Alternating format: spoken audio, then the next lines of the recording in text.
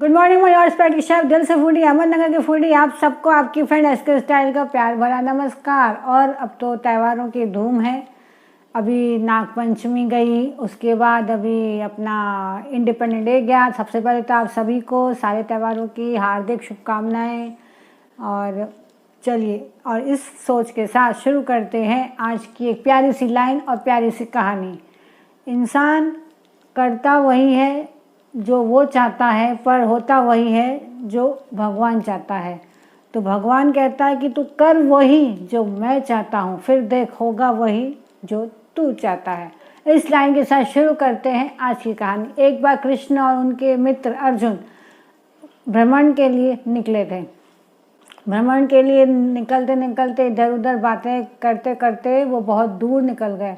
उन्होंने देखा कि एक पंडित एक भिक्षा मांग रहा है। तो ये देख के कृष्ण के मित्र अर्जुन को अच्छा नहीं लगा कि पंडित होके ये भिक्षा मांग रहा है। उसने कृष्ण को बोला कि मैं इसकी मदद करना चाहता हूँ।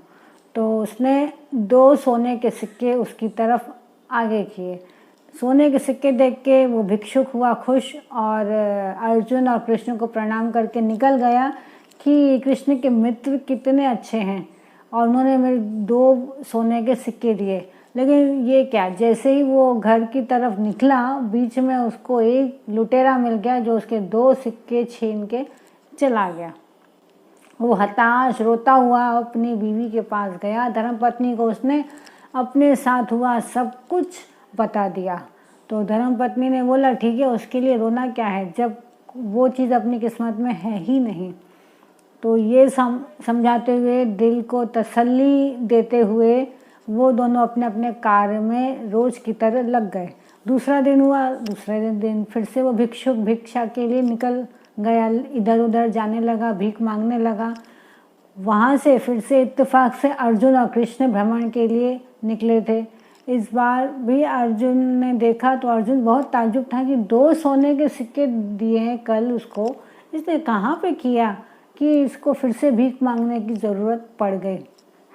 कृष्ण मुस्कुराते हैं। कृष्ण कुछ अब भी इन दोनों के बीच में कुछ बोलते नहीं हैं, सिर्फ वो मुस्कुराते हैं। फिर अर्जुन उसके पास जाता है तो उससे पूछता है तो भिक्षुक सब कुछ बताता है कि कल एक लुटेरे ने लूट लिया। बोलता है ठीक है, कोई बात नहीं। अर्जुन ने एक हीरा दिया उसके हाथ में। बोलता है बेशकीमती हीरा है, इससे तुम आने वाले 7 पुश्तों तक आराम से बैठ के खाओगे। और उसने फिर से अर्जुन और कृष्ण को प्रणाम किया और मन में सोचता गया कि कृष्ण से अच्छे तो उनके मित्र हैं, वो कितना मुझे बड़ा बड़ा इनाम देते हैं मेरे जीवन को सुधारने के लिए। कृष्ण से अच्छे उनके मित्र हैं। और ये सोचता ही जा रहा था और अपने हीरे को देख के खुश भी होता था जा रहा। वो घर जाता है और इधर उधर देखता है तो उसकी धर्मपत्नी थी नहीं, वो अब पानी भरने के लिए समुद्र के किनारे गई थी। वो सोचता है कि क्यों ना इस हीरे को मैं छुपा के रख दूं ताकि कोई लुटेरा भी इसको लूट ना सके और मैं सही दाम में अपना घर यापन फिर से शुरू करूं, जीवन यापन अच्छे से करूं अपने परिवार के साथ। वो सोच ही रहा होता है और उसने ये इधर उधर देखा तो एक पुराना सा मटका रखा था। उसने बोला यहीं रख देता हूँ, यहाँ तो चोरों की नज़र भी नहीं जाएगी। और वो ये हीरा डाल के थोड़ी देर विश्राम करने लगता है। जो उसकी बीवी, जो उसकी धर्मपत्नी पानी भरने गई थी, इत्तेफाक से उसका मटका टूट गया तो वो पानी ला नहीं पाई। वो बिना पानी के आई और उसने जो पुराना मटका रखा था वो उठाया और पानी भरने के लिए फिर से चली। और उसने जैसे ही पानी के लिए डाला तो वो जो हीरा था वो पानी में जाके गिर गया। लेकिन उसकी धर्मपत्नी को तो कुछ पता ही नहीं था। वो पानी मस्त लाई घर में उसने रखा और जैसे ही उसके पति की आंखें खुली और उसने उसके हाथ में वो मटका देखा तो उसने सब पूछा। उसने बोला ये मटका कहाँ पे लेके थी गई, इसमें तो मैंने हीरा रखा था। तो पत्नी ने अपना सब कुछ बताया कि क्यों मटका उठाया और फिर उसको लगा कि कहीं हीरा पानी उठाते समय वही नीचे तो नहीं गिर गया। ये सुन के तो दोनों रोने लगे, अपनी किस्मत का रोना रोने लगे और फिर से अब रोज़ की तरह उन्होंने भिक्षा मांगना इधर उधर शुरू किया। कुछ दिनों बाद वो उसी राह पे गया जहाँ से कृष्ण और अर्जुन आ रहे थे। अर्जुन बड़ा हैरान हुआ कि 2 हीरे दिए, एक ही इतना बेशकीमती हीरा दिया, 2 सोने के सिक्के दिए, इसकी किस्मत क्यों नहीं पलटी है अभी तक, ये फिर से क्यों भीख मांगने आ गया। मुझे पसंद नहीं है ये पंडितों के बार बार भीख मांग रहा है, और ये पता नहीं क्यों आ रहा है। अभी भी कृष्ण से मुस्कुरा रहे थे। फिर वो उस भिक्षुक के पास जाते हैं, उसका दिल का हाल सुनते हैं, और सुनकर फिर कृष्ण उसके हाथ में सिर्फ 2 पैसे देते हैं कि ये तुम रखो। अर्जुन देख के हैरान था कि इतना बड़ा ब्रह्मा, इतना बड़ा देवता, तीनों लोकों का मालिक सिर्फ 2 सिक्के दे रहा है। फिर भी वो भिक्षुक ने चुपचाप लिए और अपने घर की तरफ चल पड़ा। और घर की तरफ चल के सोच ही रहा था कि उनके मित्र ने मुझे इतना कुछ दिया और कृष्ण इतने बड़े भगवान ने मुझे सिर्फ 2 सिक्के दिए। तो एक उसकी नज़र बाहर समुद्र के किनारे एक मछुआरे पर पड़ी, जिसके जाल में बहुत खूबसूरत सी मछली फंसी हुई थी।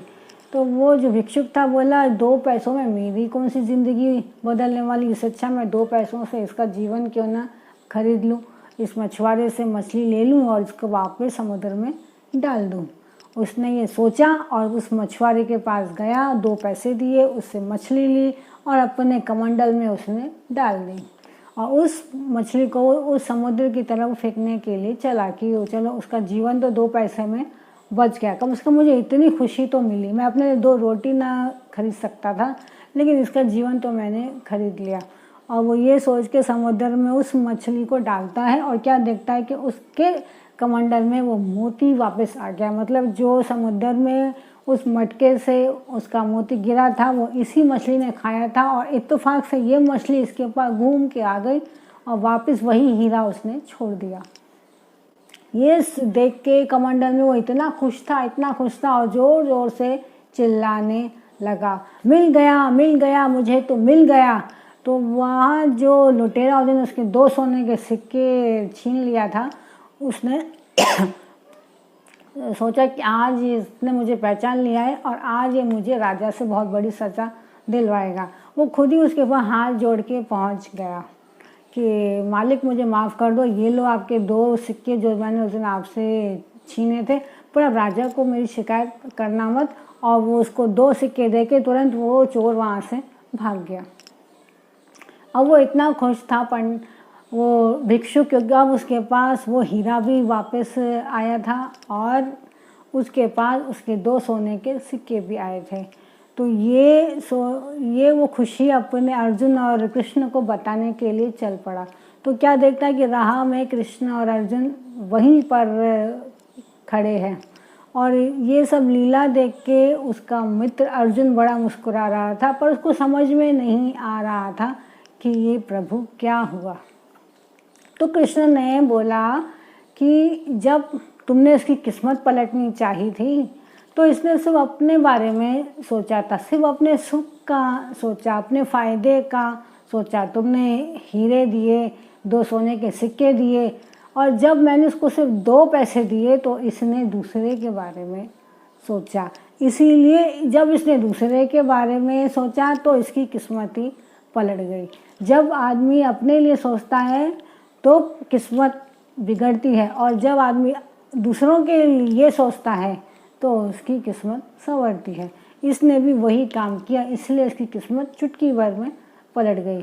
तो ये कहानी तो हो गई दोस्तों ख़त्म। तो ये कहानी हमको यही सिखाती है कि कभी भी अपने लिए सोचना कोई गलत बात नहीं है, कोई बुरी बात नहीं है, लेकिन हमेशा अपने बारे में भी सोचिए, पर दूसरों के बारे में भी सोचिए, क्योंकि ये जन्म आपको बहुत बेशकीमती मिला है। ये सिर्फ आपको सोने और सोचने के लिए, खुद के लिए नहीं मिला है, ये दूसरों के लिए आपको जन्म मिला है।